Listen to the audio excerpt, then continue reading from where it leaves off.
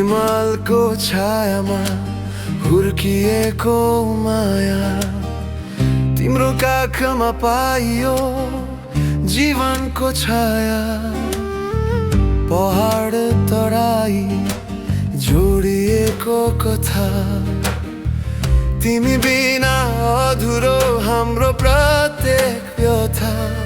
तिम्रो माटोको सुगन्धले बोलाउँछ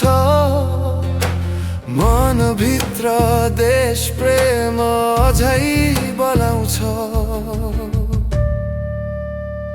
नेपाल आमा तिमी हाम्रो शान